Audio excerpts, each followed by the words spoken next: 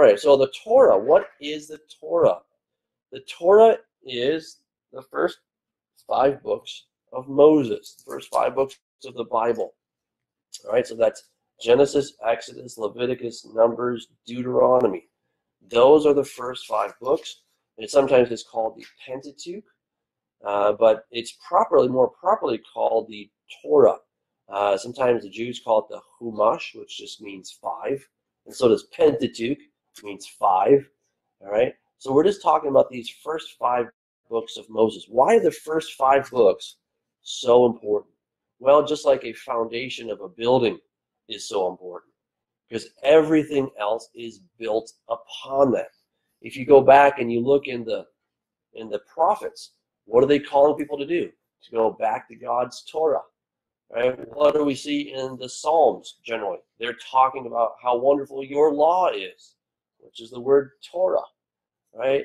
And it's all based on the instructions that God gave in specifically the book of Exodus and, of course, Leviticus. That is really the heart and soul of the instruction book of God. Now, the word Torah, it's often translated as law or nomos in the Greek. And that is really unfortunate, because the word law is not at all the best translation for the word Torah.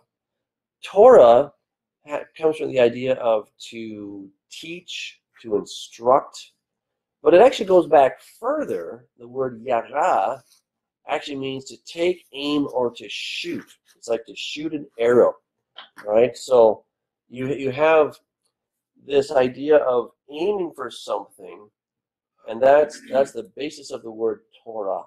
Okay, the word moreh, which is teacher, is related to that same word. Now, thinking about this idea of hitting the mark, you might have heard this sermon before that the word sin comes from the word, it's in Hebrew, it's chet or chata, and it means to miss the mark.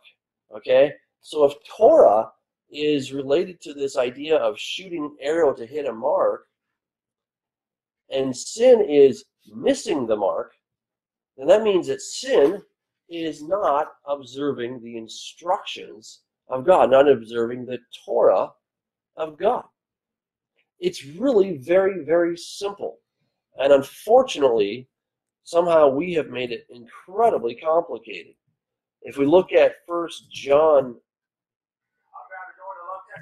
3:4, it says, whoever commits sin also commits lawlessness, and sin is lawlessness. Sin is lawlessness. That's the New King James. In the Greek, it's the anomia, which is literally lawlessness. Some translations say transgression of the law. But the idea is that sin is lawlessness. So what is the law? It's the Torah of God. It's the instructions that God has given. So again, to miss the mark is to not keep the Torah. And this is why it's become so incredibly important for us to know what the Torah is all about. Now think about this. If you're going to become a driver, you need to study the driver manual. Let's call it the instruction booklet. You need to know that thing. You study it, you get quizzed on it, you take a test, you take a driver's test, right? And the first time you go out onto the freeway, man, you are scared as can be, and so is your instructor. Right? It's a life and death situation for him. He's like, I could die today, right? He's got that extra brake, but it may not do any good. Okay? And this is because the instruction manual is not yet fully integrated into your soul. But after you've driven for a couple years or even less, it quickly starts to take root in you, and you don't need to carry that thing with you anymore. And that's why you have to get a license to drive, because it's very important that you know how to do it and that it becomes second nature. Because a lot of times you have only a split second to make a decision. In fact, when I'm merging lanes, I look in my rear mirror, I look in both mirrors, and then I also turn and I look back here because experience has taught me. But I also learned it in my driving school that there's a blind spot. And if I don't look, I might look in my mirrors and not see anybody, but I need to look back here too because there might be a car there. In fact, I was driving back from Riverside a couple weeks ago, and I looked in my mirror, nobody there.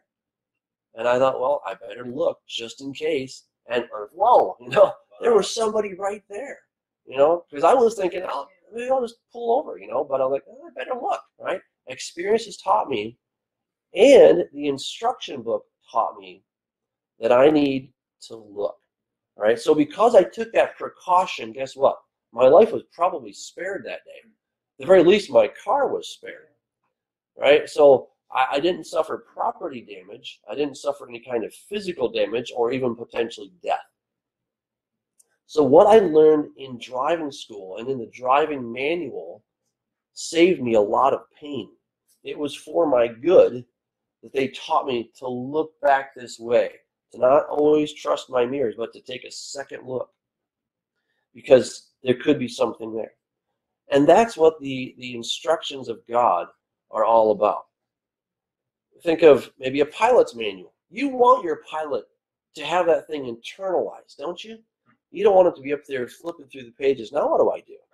I say I got to hit this button, and then I got to hit that button. What do I do? Now, a lot of times a pilot, at least the one that I flew with, he had his license and everything, but he still went through the book because it's so easy to forget things. There's a lot of steps involved. So even though he was a licensed pilot, he was required to still go through the check booklet. Now, he wasn't learning to fly from that, but it was a basic list of what to do. And so the Torah is really multifaceted. It gives us the in-depth, detailed instructions, but it also gives us kind of just a really quick summary, what you're supposed to do in any given situation. It takes it to the big principle, love the Lord, love your neighbor, and then it drills down to the specifics of what that looks like. And if we throw that out, then we'll never know if we actually hit the mark or if we miss the mark. You see? And what Western Christianity has done by and large is they've said that, well, we are no longer under the law. We don't care about any of that stuff. We're under the new covenant. It's, we're New Testament Christians. The law of Moses has no place in our lives. In fact, Jesus took that and he nailed it to the cross. And so now you're like, well, so what is sin? In fact, I was picking up my son from a class he was in, and they were talking about sin. And it was on the whiteboard, what is sin? And it says, not pleasing God. And I'm like, well, it's true, but I said, well, there's a really easy definition. It's in 1 John 3:4, right? That sin is lawlessness. And his teacher said, well, what's law? And I was like, well, gee, do I want to get into a debate with her right here in front of my kids? I don't know. I said, well, it's to love the Lord and love your neighbor. And she's like, well, yeah, okay. If I had said any more, I probably would have gotten into a debate, right? If I had to say, well, it's the 10 Commandments, suddenly red flags start to go up around people. Like, oh no, that's the Old Testament. We're not doing that. See, but God, we're going to see tonight that God really thinks highly of his Torah, and shouldn't he? I mean, he is the creator. He knows what is good and what is not. He knows what leads to life and what leads to death. And if he's given us his instruction booklet, shouldn't we take that seriously? Shouldn't we consider it to live by it and to be blessed by it? God gave it to us because he wants us to be blessed.